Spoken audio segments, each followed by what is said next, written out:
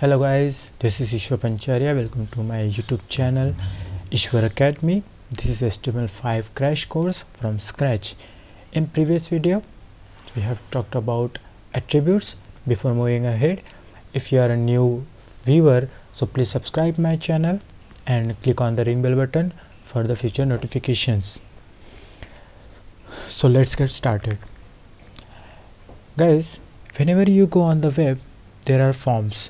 From registering for a new service, sending a tweet, sending an email, or updating your Facebook status. The role of HTML form is to start an interaction with your user or your visitors. Different forms interact in different ways. Some may just store data to your current visit, some send emails, some interact with databases. In this tutorial, I am going to introduce you to some standard form field types. So let's get started. Before you look to adding form fields, you need to first set up a form tag. So this is my text editor. I'm going to open my browser. So guys, I'm going to add here a form tag. This tag contains different kind of attributes, or you can say parameter. The first parameter is nothing but the action. For the purpose of this tutorial, we'll make a non-functional form. The action parameter, guys, means where is the form data being sent. It means we have to give some path, or you can say a code which is used in script. I am using here script dot something send dot php. The form is non-functional. I am not attaching any kind of php file with this form. I'm just showing you how action attribute works. Usually this is a script which is on the same server as your website. Some forms may use other website scripts such as login via Facebook, Twitter, Gmail, etc. The action could also be a JavaScript function. Then the next attribute is method attribute. There are two ways to send form data over the server, or you can say over the internet. The first method is post method and second method is get method. The post method sends all the form data in the kind of hidden way, so always use post method with your form action. Then the another method, which is get method, which sends the data as the part of the URL. So it is less secure since visitor tracking, history, storage, etc. have your personal data in the URL, so it becomes much harder to control when using large forms. So in most cases you are best to use a post method. So moving ahead, I am going to introduce here different kind of form fields. So there are a lot of different data types in HTML5, but I'll introduce you to the most common, and then over the course of this tutorial introduce you to additional types. All your form fields must be placed within form tag. The first field I am going to create here is text box, which will be creating by input tag. This is a single line tag. Input tag contain different kind of attributes. The first attribute, or you can say the parameter, is nothing but the type parameter. The type parameter specifies what kind of form field it is. In this case, it's just a text type, so I am going to write here text. Before input I'll write here full name. This is kind of label. I'm not using any label tag, just writing a text just next to my text box. Then the another parameter is the name parameter. All your fields should have a unique name, so try to avoid space in spaces. So underscore make a good alternative, or you can use camel case, small case. I am going to use here camel case. Full name. The next parameter is nothing but a value parameter. If you want to specify a default value, then you can do it here. The actual value of the text box is whatever the user puts in. So I'll write here something, your name.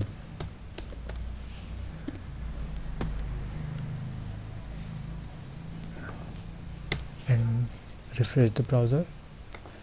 Yeah, you can see here the input tag created one text field. This is full name, which is just next before the text box, and this value attribute contain a value your name, which is in the text box, so you can change it and write something like this. So instead of using value tag, it is best practice to use a placeholder with your input text box. This is not supported by old browser, but this is a description which only appears when the text box is empty. Like I'm going to use here full name, or you can say enter full name and refresh the browser. Yes, you can see here this is by default. No need to delete the text, or you can simply remove this full name text, so this will replace the placeholder with your forms. This is an alternative to writing words next to your text box to inform the user of what you want to go in the text box. Next, moving ahead, there is one more attribute, which is required attribute. With HTML5 came the required attribute. For browser that supports this, it will prevent the form being sent if this field is not filled in. The user will also get a reminder that a required field was not completed. Older versions won't support this, but you can get JavaScript libraries to help to build in compatibility. So moving ahead, we'll see the effect later. I'm going to add few more field here. Copy this, full name, then I'll use here text, email,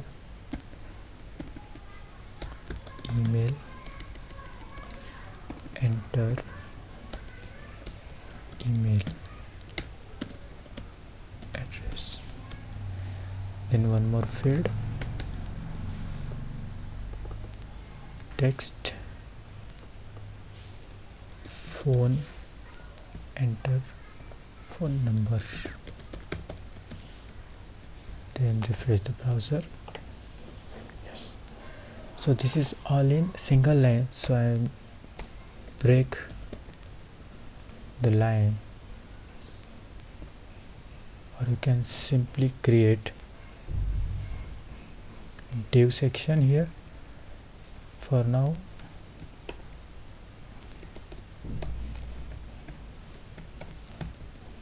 div element of div. So refresh it, you can see this is transferred to next line. Same here, div and div, one more div,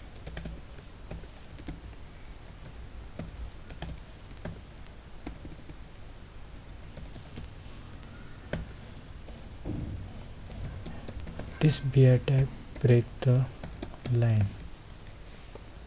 So refresh your browser. Yes,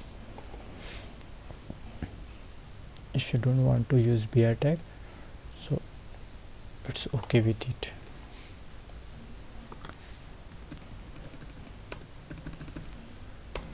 Moving ahead, if you want to add some text area, so for that we have text area tag, which comes with again different kind of attributes. First one is col, or you can simply use here name as we have used in input type. So this is description or message, you can write anything in this. Then next is cols. This determines the size of your text box. The cols is not the same as size. You will have to experiment with cols to get the width to be the same as any ordinary text boxes in your form. So I am going to use some value for cols is like 40, and then next attribute is rows, and the value of rows will be 5. However, rows is how many lines of text will be visible at a time. The user can put more if they want to, but then a scroll bar will appear. And I'll add here a placeholder for the text area.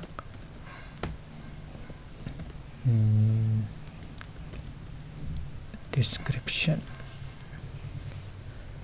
Then refresh the browser. You see the placeholder is not working with text area, so keep in mind that where you have to use placeholder or not. So you can simply leave it like this, or you can write here description outside the, or you can embed it in between this tag. Yes, here is the description. Then if you want to add some password field to the form, so I'll copy this and replacing this type, means text box type is text type, to the password. The name will be again password, and then enter password. Refresh the browser. Yes, you can see here the password field. If you want to provide a text box for a password, then follow the model. Instead of type text, you can use password type text field. However, any default value will be obscured. You can still use placeholder in the same way as I have used here for the password field. Moving ahead, I'm going to, if you want to add some drop down boxes, so we have to use select tag, and there is again name attribute. So I'm going to pass a value gender,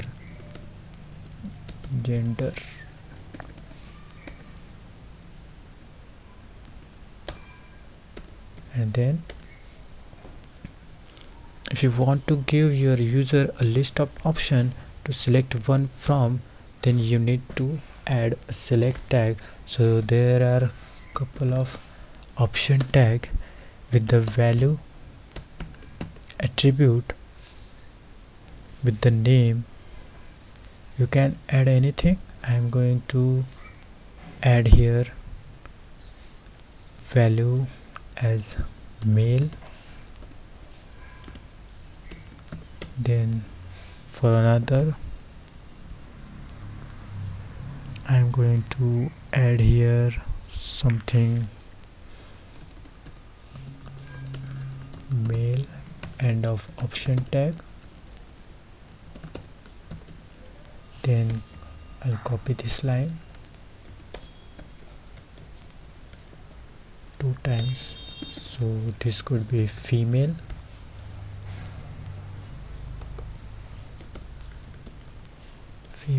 And third one will be for others. So others. Refresh the browser to see the effect. So you can see here is the option tag with 3 different values. So I'll add here PR tag and have to write something here, gender, and then refresh the browser. Yes, here it is. So you can select anything from the list as you want.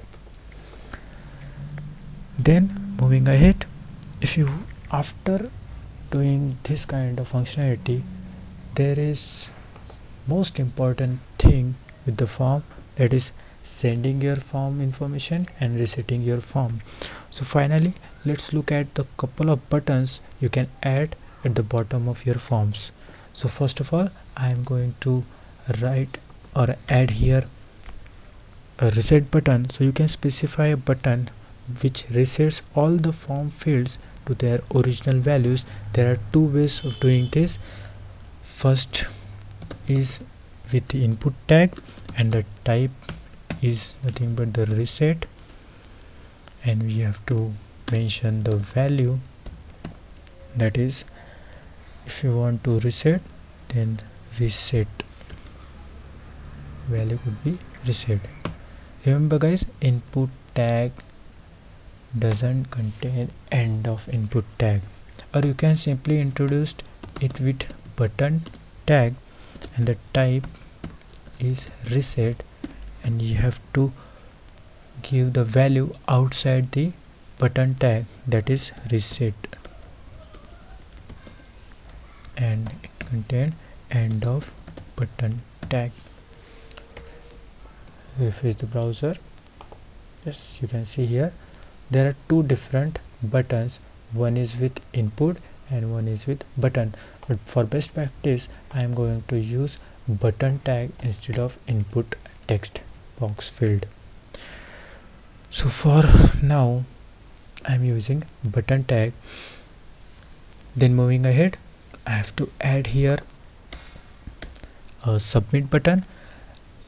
Same like reset button, you can define or introduce it in 2 different ways using input tag and button tag, but here I am going to use button tag, and the value is submit, name is submit, and the end of button tag. Refresh your browser. For this I have to place it in new lines. I am using br tag. Yes, it is. A form is not good if it doesn't do something. So your action specified at the right at the start of the form here, action at /script/send.php. So for that you need to add a submit button as with the reset button. So this is it. So the same difference is how the text is displayed applies to the submit button as it did on the next button.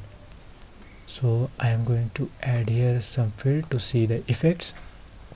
Ishwar Pancharia, email address is ishwar@xyz.com. I am leaving this field, then writing something password, then choosing the gender from the list, that is male. Description, it is cool, and then just clicking on the submit button, and let's see what happened. Here you can see the phone number field is popping something message, please fill out this field. This is just because of this required type attribute. So if I enter here something like 999888777 and then click on the submit button, so it will redirect to this action. So click on the submit. Yes, you can see the URL file at script/send php. Or if you want to reset this form, so just click on the reset button. So for now I have to add something here, and then so guys, this is all about the HTML form. I hope you like my video, so please subscribe my channel, like my videos, share the videos. Goodbye guys.